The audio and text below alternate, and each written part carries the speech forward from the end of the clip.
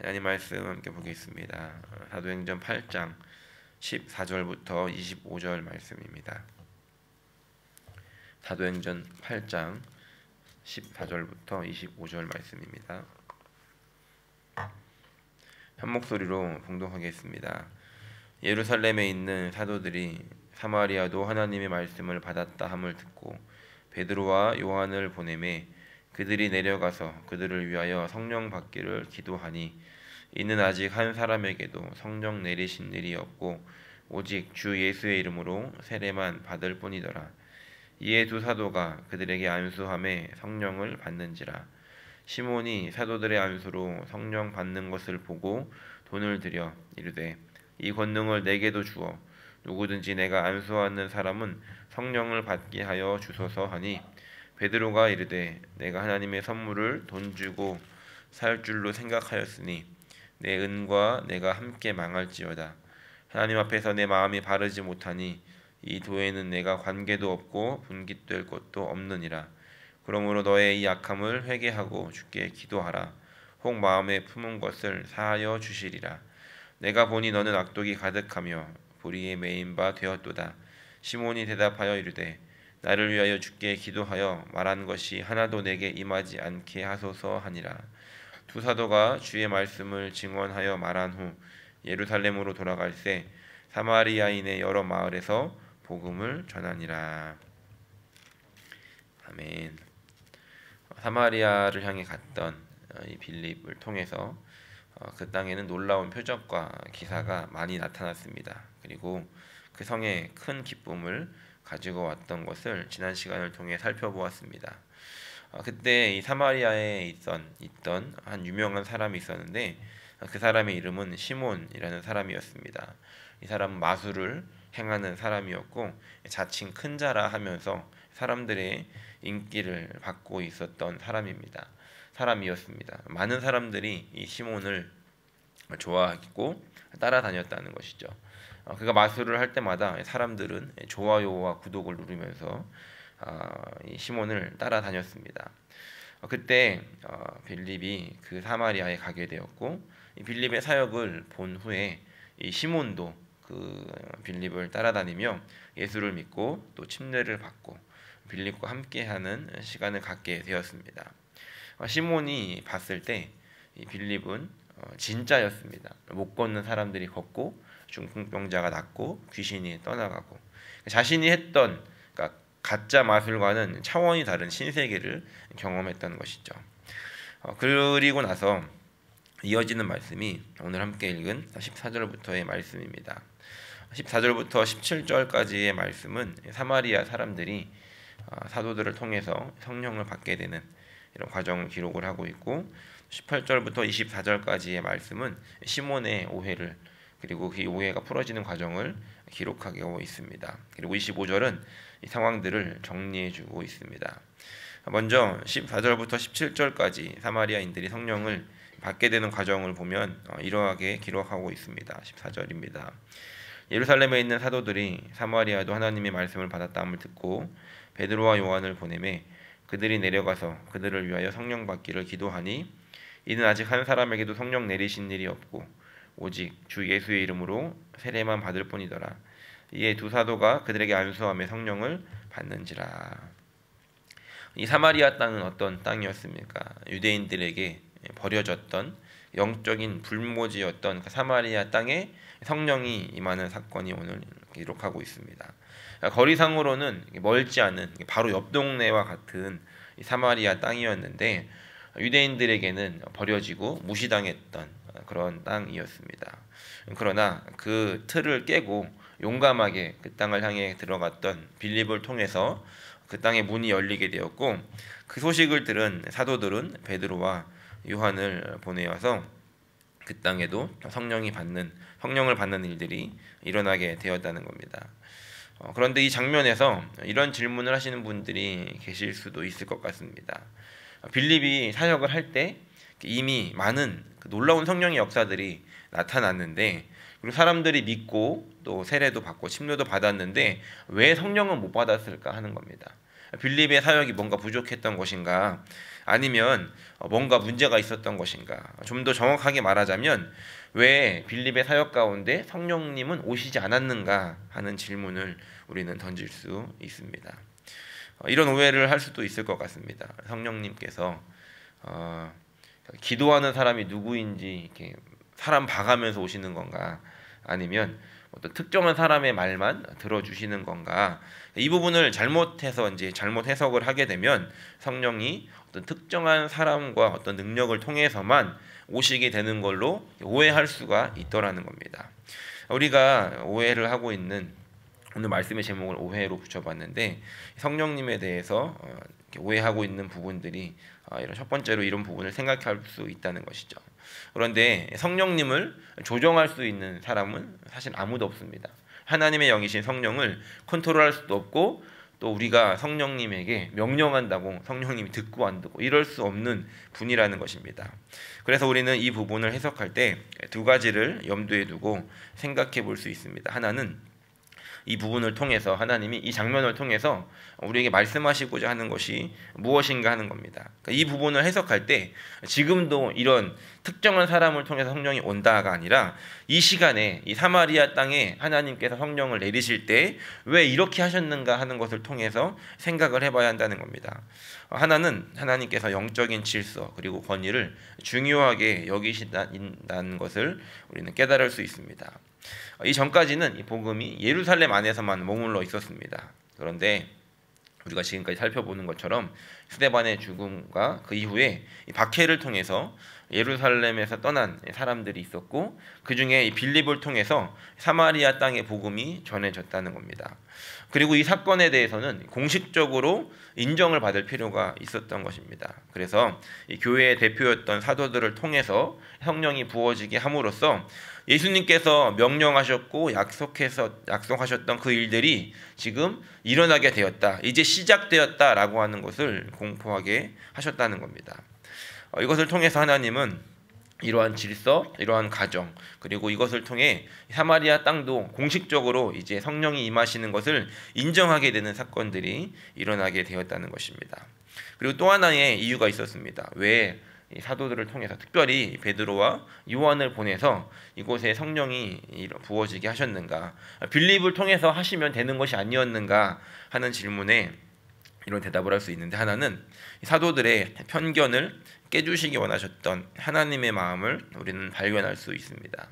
여기서 우리는 이제 사도들의 오해를 또 발견하게 되는데 유대인에게는 버려졌던 그런 땅이라고 말씀을 드렸죠. 사도들에게도 마찬가지였습니다. 사도들이 생각할 때도 이 사마리아는 좋지 않은 기억이 있었고 또 이 땅에 대해서는 오해를 하고 있었던 부분들이 있었다는 것입니다. 누가복음 9장 52절부터 56절을 보면 한 내용을 기록하고 있는데 예수님께서 제자들과 함께 사마리아를 방문하신 적이 있었습니다. 그때 일어났던 일이었는데 내용을 보면 사자들 앞서 보내심에 그들이 가서 예수를 위하여 준비하려고 사마리아인의 한 마을에 들어갔더니 예수께서 예루살렘을 향하여 가시기 때문에 그들이 받아들이지 아니하는지라. 제자 야고보와 요한이 이를 보고 이르되 주여 우리가 불을 명하여 하늘로부터 내려 저들을 멸하라 하기를 원하시나이까. 예수께서 돌아보시며 꾸짖으시고 함께 다른 마을로 가시니라 라고 기록합니다. 예수님과 제자들이 이 사마리아의 한 마을에 들어갔을 때 그들이 예수님의 말씀을 받아들이지 않았습니다. 그것을 보고 야고보와 요한은 분노를 하면서 예수님 우리가 불을 명하여 이 땅을 멸망하게 하기를 원합니까? 라고 이야기를 합니다. 아마 이때까지 그 야고보와 요한을 비롯한 다른 제자들도 또 성령의 예수님의 그 명령을 이행함으로써 어떤 기적들을 경험했던 것 같습니다. 그래서 자신감 있게 이렇게 이야기를 했지만 예수님께서는 오히려 이 사마리아 땅이 아니라 제자들을 꾸짖으시면서 가만히 있어라. 그리고서 조용히 다른 마을로 가셨다는 겁니다. 그러니까 이때부터 이 사도들 안에는 이 땅에 대한 불편한 마음이 더 심해졌다는 것입니다. 원래 그렇지 않아도 이 땅을 불편했는데 좋아하지 않았는데 이 사건을 통해서 이 사마리아 땅은 불로 멸망받을 땅 이런 마음들이 있었다는 것이죠. 그런데 이 땅도 예수님께서 사랑하셨던 땅이었다는 겁니다. 예수님께서는 때가 되지 않아서 그 땅을 그냥 나온 것이지 포기하시고 버리신 게 아니었다는 겁니다. 사랑하지 않으셨다면 이 땅을 방문하지도 않으셨을 것이라는 겁니다. 그런데 이제 때가 되었고 여전히 마음을 닫고 있는, 여전히 오해를 가지고 있는, 여전히 그 땅을 불편해하고 있는 이 사도들에게 직접 보여주시기를 원하셨다는 겁니다. 그래서 그 땅에 빌립을 통해서가 아니라 그 땅을 오해하고 있는 이 사도들을 보내서 직접 눈으로 이 땅에도 성령이 임한다는 것을 보여주시기를 원하셨고, 하나님께서는 그렇게 오해를 풀어주셨던 것입니다. 그리고 그 결과에 대해서 25절 우리가 읽은 마지막 말씀인데요, 이렇게 기록하고 있습니다. 두 사도가 주의 말씀을 증언하여 말한 후 예루살렘으로 돌아갈새 사마리아인의 여러 마을에서 복음을 전하니라. 이 전까지는 사마리아 땅은 버려졌다라고 생각했는데 성령이 임하시는 것을 받고 이제 예루살렘으로 돌아가는 그 과정 속에서 사마리아의 다른 마을들을 다니면서 복음을 전하고 가는 것을 우리가 보게 됩니다. 이 내용을 통해서 우리가 한 가지 생각해 보기 원하는 것은, 우리 안에도 혹시 이런 마음들이 있었다면 오늘 예수님께서 이런 오해들과 이런 불편한 마음들을 풀어주시기를 원하신다는 것입니다. 저 사람은 안 돼, 저 공동체는 안 돼 라고 우리의 마음속에 문을 닫고 포기하고 버리려고 했던 그런 모습들이 있었다라고 한다면 오늘 예수님께서 이 사도들의 이 오해를 풀어주셨던 것처럼 우리 안에 이 말씀을 통해서 기대함을 가지고 기도하게 하신다는 것입니다. 하나님은 하나님의 때에 하나님의 일들을 하실 것입니다. 단지 그 일들이 지금 일어나지 않는 것은 그것을 포기하시거나 버려서가 아니라 아직 주님의 때가 이르지 않았다는 것을 우리는 이 말씀을 통해서 생각해 볼 수 있다는 것입니다.